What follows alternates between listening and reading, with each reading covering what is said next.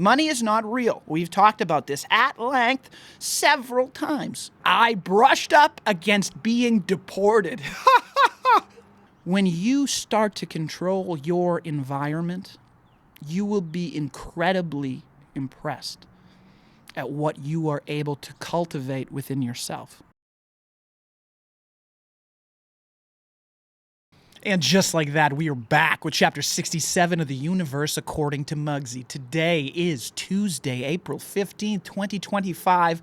I am Mugsy the Creator. I am coming to you live from Saugus, Massachusetts, Breakheart Reservation, home of the famous Breakheart Consciousness Diaries. How are you people doing? Have you been freaking out at home? Has something been getting to you? Was it the stock market? Was that big crash? Or wasn't it the stock market coming right back? I know that all of you at home have been waiting to get my insights on the current events, the culture, and the consciousness, but it's quite hard. Even with a studio, even with a garage studio, to find the time to broadcast to you people, because the city doesn't let me know when they're doing construction outside my garage studio. It's amazing. I try so hard to make myself available mentally, physically, and emotionally to dive into the topics and explain them through the different lenses for you people to be able to put these things into action in your own life, but nobody wants to cooperate with me. Eventually, I have to come out to nature. I shouldn't say nobody. You guys know if you watch chapter 66 of the universe according to Mugsy. Oh, the Ingemi family and all of my friends and family at the Village Tavern were so gracious as my new buddy Caleb Mayo dropped by to have an incredible conversation. Caleb is the host of the podcast What the UFO. You can find him on YouTube at What the UFO or WTUFO.com to follow along. That conversation was so brilliant in so many different ways. There are so few people that have the capability to articulate themselves as well as Caleb, and his mastery over language that he must have developed through his many years in Los Angeles working on stages as an actor, reading scripts, and clearly through his own self-development and self-education, not only in the science field, but through the development and cultivation of himself as a human being. Oh, what a brilliant conversation. Thank you so much to Caleb for joining us. I cannot wait to check out more. He's on season 4 of his podcast now. I really enjoy the open-minded conversations, like some of the ones that we were talking about with Bertie Jaworski. I am impressed with Caleb's ability to dive into the PhD intellectual side of things, but some of those conversations struggle to captivate me because I don't feel the passion coming through in the way that it must have once shown through in those educators that work inside those institutions at one point for them to have dedicated their lives to that journey. But we now, in the age of information, now need to start unpacking it. And I think the conversation with Caleb was so rich in so many different areas. I encourage you guys to stop listening right now. Go back and check it out before we dive into this. But I know that I'm not going to be able to convince most of you to do that because you are so curious about a couple of things. There's a couple of current events that I want to talk about. Of course, the first one is the economy. Now, economics is interesting. It is this magical dark art that we talk about because if anybody has taken high school economics, they remember at the beginning, way at the beginning of the book, they tell you that the economics is built on a couple of assumptions.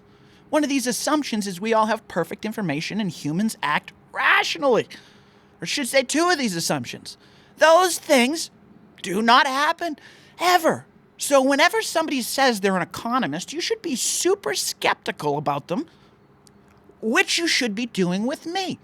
Because unless someone's going to come in here and explain the economy so that a 10-year-old can understand exactly what's going on in the stock market, in the broader economic structure of capitalism, they're lying to you about the fact that they have a grasp of what they're talking about. Because it's very simple, and let me lay it out for you.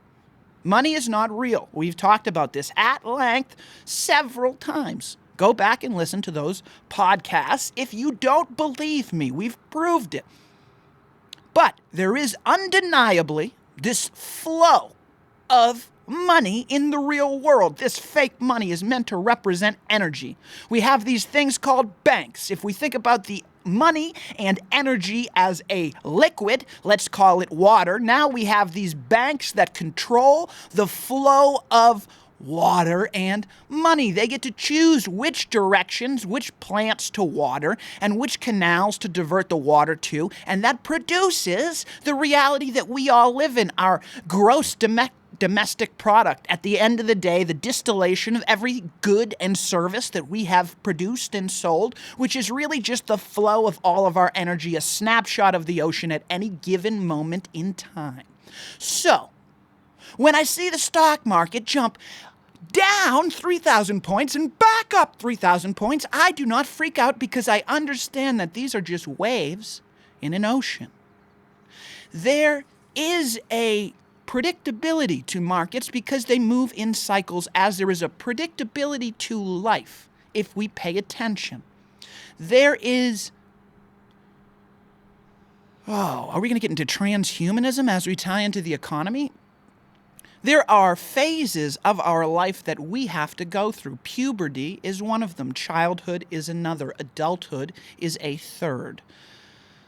A snapshot of our economy does not give us a full understanding of everything that has gone on. It would be incredibly stupid to take a look at our single GDP and try and understand how we got to this moment in time without examining the flows of the ocean over time.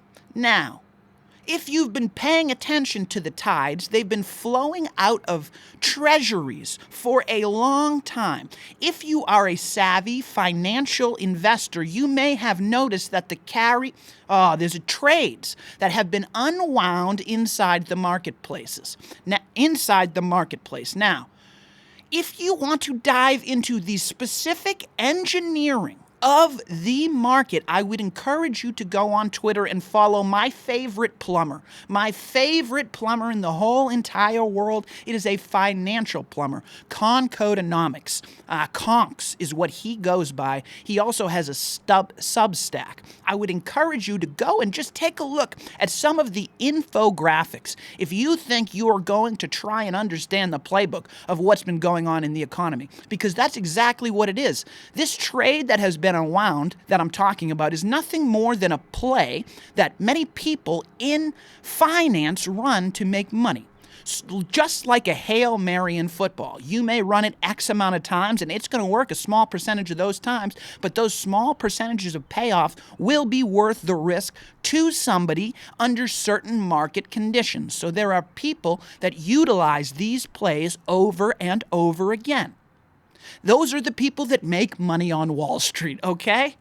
So as the market starts to change and the flows of money leave the safe United States Treasury, the safest bet on the market, as the United States wants you to believe, the United States, whose World Bank controls the world reserve currency, they control the most flow of the most water or energy. They also have the most power over the banks. They control 4 specific banks, the structurally integral banks. That is Wells Fargo, Bank of America, Citigroup, and there's JP Morgan Chase. The United States government gives these banks preferable treatment because they are too big to fail, as defined by the Dodd-Frank regulation from 2008, when we said after the Great Recession that we would never allow any bank to be too big to fail. Instead, what we did is we pulled the wool over the American public's eyes. And we instead said, no, we're going to have 4 banks. They're going to be the biggest. The government's going to be integrally related to them. They're going to have special relationships. And instead, we're going to continue to build the same structure that we have always built, because that is the government's control over the flow of energy. That's how they control who wins and who loses in the marketplace. That's why they want you to believe in things like economics. They want you to believe this dark magic that we told you 5 minutes ago when we were talking about is based on perfect information and humans acting rationally. I don't know many humans that act rationally. Some try and act logically, some try and act emotionally. But rationally, I don't think so. I don't think they evaluate each decision that they make from a rational state. It would be impossible to do so. Can you imagine? Every time you get out of the car trying to think of the best place that you could be for the air that you're breathing? Right? There's way too many decisions in a decision tree. So most people do what we all do. Just relax and you follow the flow of the ocean and you try and take care of yourself. You can't take care of yourself if you're getting all worked up over the volatility in the marketplace. This is designed to shake out these people that have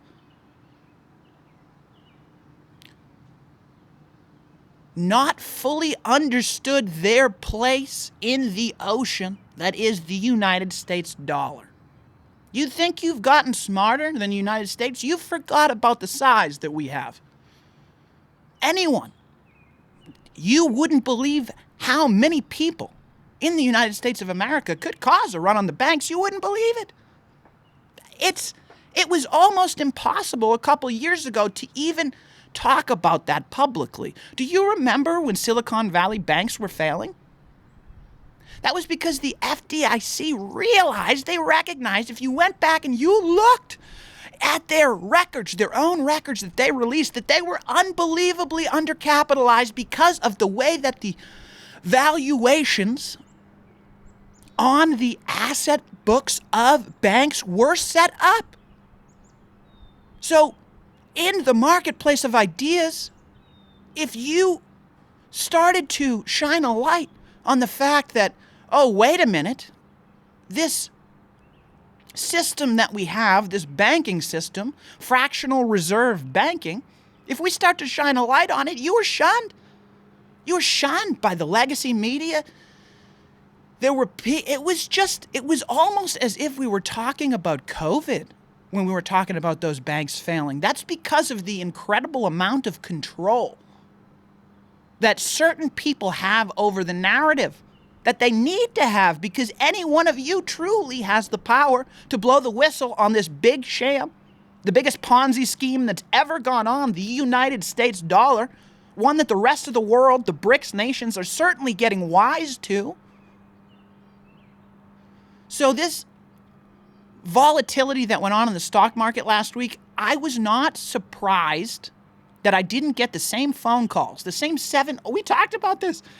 When the GameStop event happened a few years back, I got 6 phone calls, 6 or 7, from 6 or 7 ex-girlfriends who absolutely did not want to call me. I guarantee you they did not want to reach out to me and ask for my opinion on what was going on in the marketplace at that time.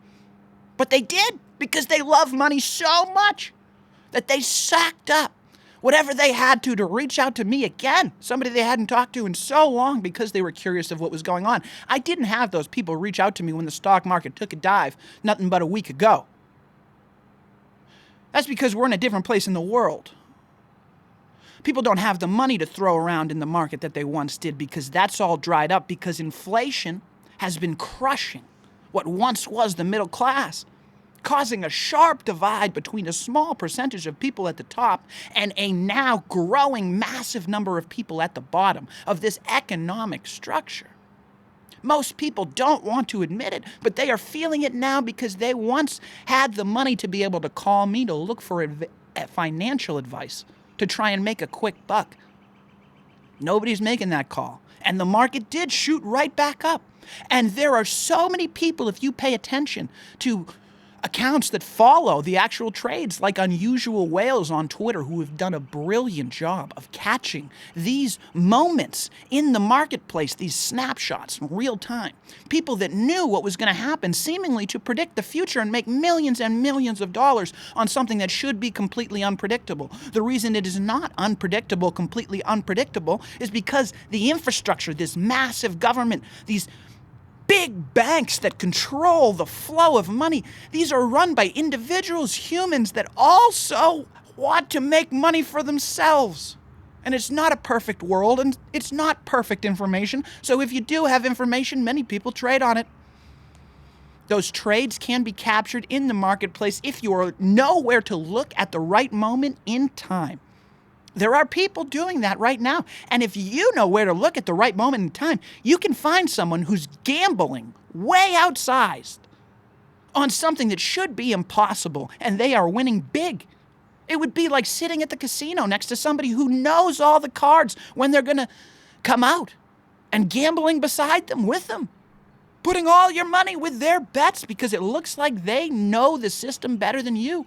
Any one of you, if you put your time and energy into it, can figure that out on your own. I guarantee it. Trading in the market, shit, I'll help you.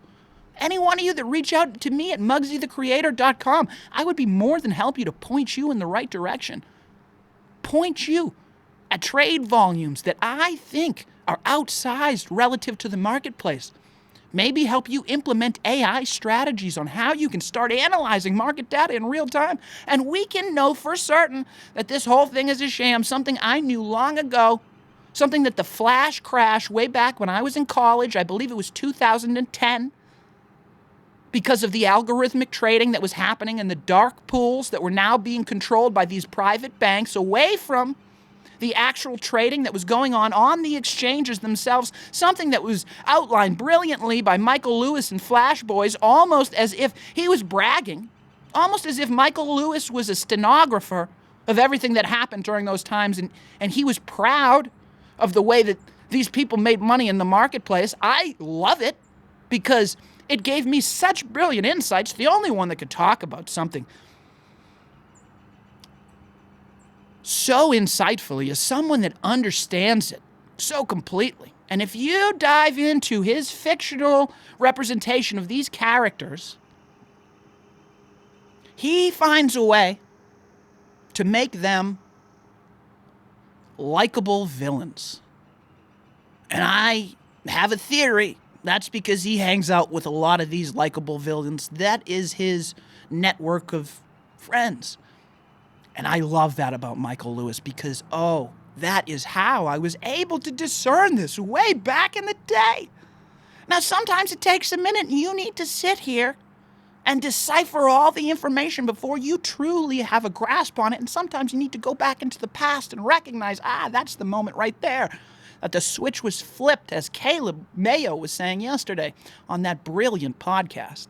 When was the switch flipped for you to start understanding that this Wall Street is all a facade? I don't have any money in a 401k or an IRA. I don't have a private fund that I trade in anymore, despite the fact that I probably know more about our capitalistic marketplace than most individuals themselves who have tons of money, tons of trust in this system, this structure. So if you're going to put your trust in that system, do not be surprised when occasionally we enter these moments of volatility, which is meant to direct the flows of money in other directions. If you are going to freak out about that, then I encourage you to start looking at the marketplace yourself. I guarantee you, even yourself in your own time will be able to discern what is going on in the public by only looking in the places that you shop. You just have to pay attention to it. So I wanted to talk a little bit about it, but I didn't want to go too much into it because it doesn't affect most people. Most people don't have $500 in their bank account for an emergency.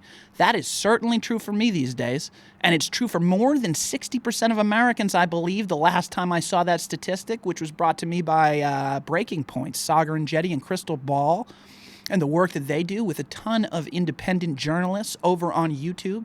I encourage you guys to find the information in however it comes to you. But that was a current event that gave us an insight into the broader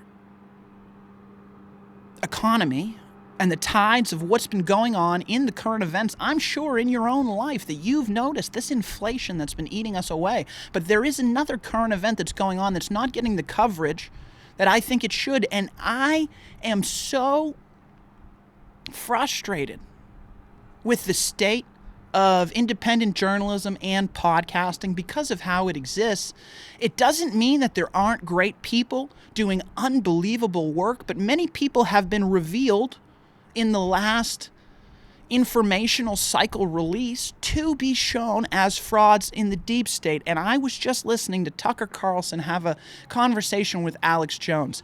You can take either of those characters individually however you want. I don't care if you trust everything that comes out of their mouth or you think they're absolutely lying to you. It's impossible to lie all the time. And when someone's speaking about their industry, something that they know intimately because they've been involved in it so long, I take them at face value.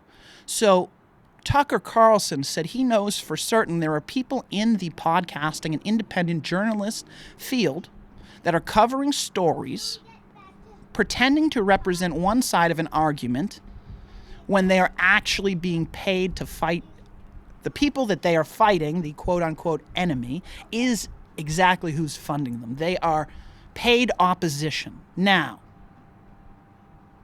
I have to trust that in the broad spectrum of the media that, of course, there is paid opposition. There has to be. So this is not anything that I didn't already believe, had to have some spectrum of truth. But for him to find the time on his broadcast to make that comment to Alex Jones as they're discussing the landscape of what's been going on, I have to understand that he's saying this because he's trying to relay some information to his broader audience.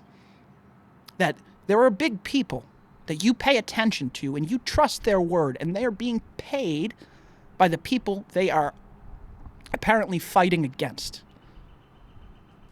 They're taking you for another ride.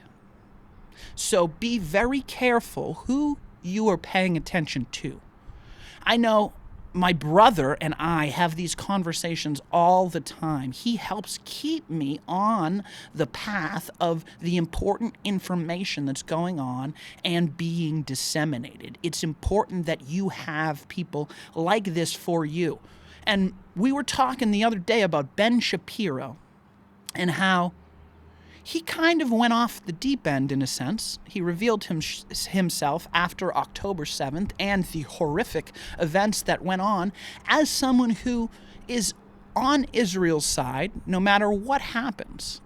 And that is disappointing because he is also someone who had been aligned with my brother and I on our positions on so many events and free speech stymies over the past 5 years, where people have tried to crush what we believe to be independent journalism and the constitutional right to say whatever you believe, the same constitutional right that in the 1960s the NAACP stood up for the KKK's right to that same freedom of speech. It seems like Ben Shapiro has gone back on his word by cutting out any of the voices inside of his organization. I know it's not technically his organization, but he has certainly one of the strongest most powerful hands in it, and he has continued to fight for Israel's continued destruction of the former state of Palestine. Now, I understand that these things are incredibly tied to his individual belief on how he sees the world religiously. And I think that has made him in many ways a great person. His faith has made him an individual who I find interesting. I think is attempting to come from a place of ethics and a deeper spiritual way of leading his life to the best of his abilities, while at the same time I don't see his actions aligning with the same principles that he has been preaching as they once did. that is a long way to getting to a story that I wanted to tell about my time in Australia. As an exchange student, I traveled to the Royal Melbourne Institute of Technology. It was unbelievable. In 2010, 9, 10, somewhere around there, I got the opportunity to live in this dorm full of international students, and I understood that when you were traveling in a different country, you had a certain responsibility, because I didn't know all of the rules. I didn't know all of the laws. I had been brought up in the United States of America, understanding their rules and their customs and their laws, and I understood Australia to be pretty similar, which is why I chose to go to school there, as well as working for the National Australia Bank at the time, which was unbelievable. Thank you to my friend that hooked me up with that gig. And it's a long way to say that when I was there, I brushed up against being deported.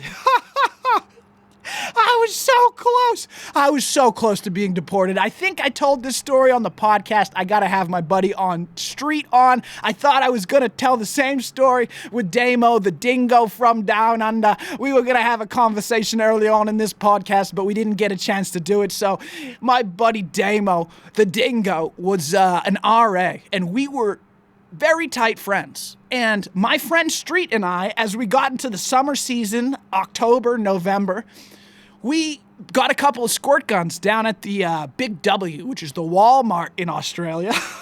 That's how close it is to the United States. They don't even really change the name. It's Walmart or the Big W. Burger King, instead of being Burger King, it's Hungry Jack's. It's like so close to America. But there are some very big differences. One of the big differences about Australia is they don't have guns. None of the people have guns. If you've been following any of the current events and what's been going on since 2010 until now in Australia, you would understand that some of the clampdowns of the government are particularly because the individuals don't have a right to bear arms. So when I picked up these squirt guns on a hot day, a hot day in Melbourne, Australia, mate. G'day, how you going? I text my mate, my RA mate, and we say, we got a couple of guns. We're going to come stick you up. And that is something you cannot text an RA in Australia when he's on duty, because now he has an obligation, because there are no guns. When someone says they got a gun and they're coming looking for you, and they're going to get you, to alert the authorities. So I come home from the Melbourne Victoria Marketplace, biggest farmer's market in the entire world. I'm coming back with a shopping cart full of fresh groceries. Me and Street are going to make a meal, and the hallway is lined with Secret Service agents. I don't know, the Australian FBI? I have no idea what's going on. And they're in the room across from me. They're in my buddy Streeter's room, and they're knocking on the door, and now we're coming down the hall. I live across from him. And I'm like, oh, we should go into my room, maybe. And we're like, what's going on, police? And they're like, just go in your room. We're looking for a gun. And we go in the room, and we're texting Damo. And Damo's like, oh, I had to call the cops, mate. I thought that was a real alert. So now the cops are across the hall looking for us. We know that there's no possible way the Australian authorities are going to believe that we were texting this guy because we came back with squirt guns, even though we were holding the squirt guns. We just weren't even going to take that chance. So what we did was we took our cell phones, we destroyed the SIM cards, we tossed those out the window, and we pretended like nothing ever happened.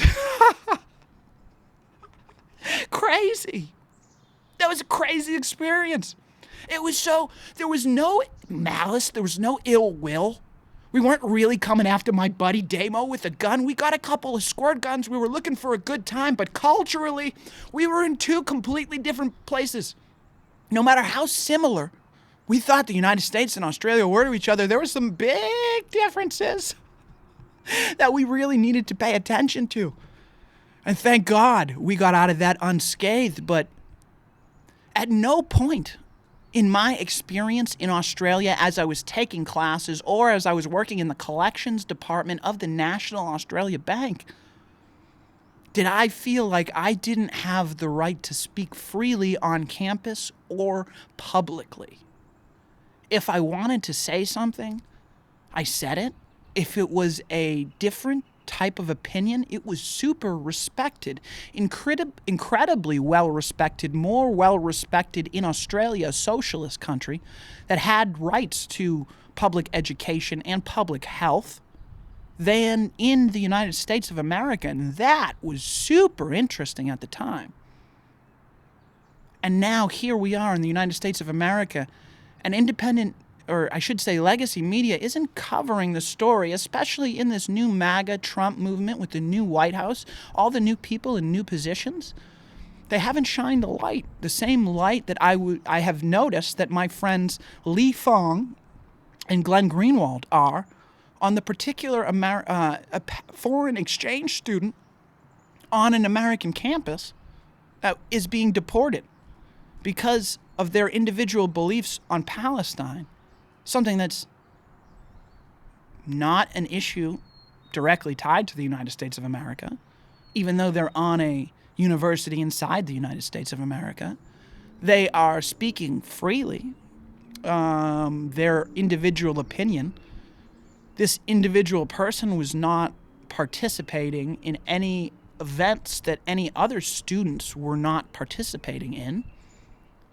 So to cherry pick one group of people and isolate them because of their individual opinion that they have on one particular subject that isn't necessarily tied to the United States political ongoings at the time seems like such a crazy oppression of our freedom of speech, understanding that foreign exchange students should hold themselves to some higher regard, even if that isn't explicitly expressed in their agreement by coming to study inside the United States. I know I was careful. And even though I was super careful, I brushed right up next to that line of what you're able to say simply because our culture was not the same. If we are allowing people to come study inside the United States and we are not reinforcing our cultural principles of them being able to express their own values, opinions, and ideas as long as they do not infringe on anyone else's private rights, then what have we become? Who are we culturally?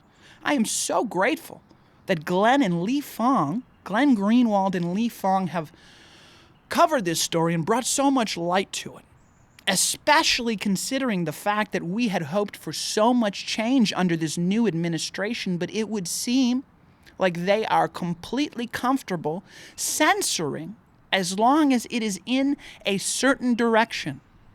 I am curious if that direction is also tied to Israel and Israel's interconnectedness with the United States on a political and international scale. It would certainly seem to the international casual observer that Israel has a unique relationship that many other foreign nations do not enjoy with the United States of America. And if we are now going to allow them, through explicit means or pressures or otherwise, to control our culture, perhaps it is time that we take a moment to individually understand that maybe our culture needs to be re-examined. This special relationship that other countries once enjoyed with the United States of America, perhaps we need to re-examine them if they are now infringing on our own cultures, values, beliefs, and rights that are supposed to be enshrined to us, not only in the Declaration of Independence, but our Constitution of the United States, the Bill of Rights, which is, I think, the first 10 of those amendments. So there's a lot going on in the world, and how are we to keep up with this? I don't know how many other people interact with the world and how they see things. For me, noticing the patterns and choosing as many of those individual patterns as I can is what helps keep me in this bubble, my own bubble that I have created, which continues to expose me to the things that I need to expose myself to grow. And I choose to include in my bubble enough of those things that are able to ground me and to prevent me from getting too lost in each one of these individual tides. If we just allow ourselves to be moved like that water and that energetic tide by the banks and the controls of higher powers, which we all have to do continually in our life, there is no individual way that we can overcome those mechanisms. Being comfortable in our own life means flowing with that tide and finding individual things to hold on to that you want to take with you, that are valuable to you, that you cannot let go of. As you get brushed into whirlpool after whirlpool, as you get knocked around by the tides of the ocean, those things are going to be your echo chamber. They're going to be your bubble. I try and include as many independent journalists as I can that are challenging my ideas of the current events that are going on in the world. I try and only involve myself in cultural movements that I feel personally and individually tied to, like the health movement that is going on. Whether or not we try and tie the MAGA Make America Great Again movement into the health movement, being healthy is something we can all embrace culturally. And we can resound those by our individual choices that resonate with us for our health. Like having this discussion out here in the woods, out here at Breakheart. Because it's better for me to be outside in this coherent thought pattern, surrounded by nature and coherence, than it is for me to be stuck inside a garage or an attic or a studio, for that matter. Because when you start to control your environment, you will be incredibly impressed at what you are able to cultivate within yourself. So I wanted to check back in on a couple of these conversations. I cannot wait to have more conversations like the conversation we just had with Caleb. Unbelievable. Please go back and check it out.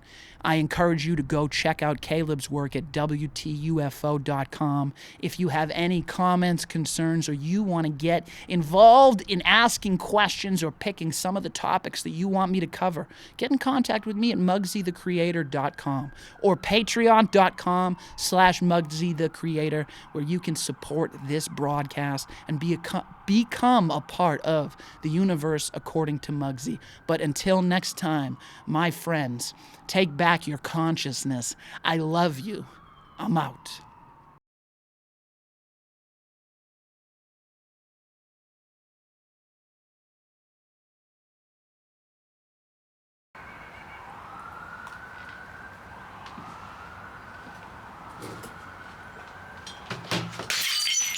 Ooh.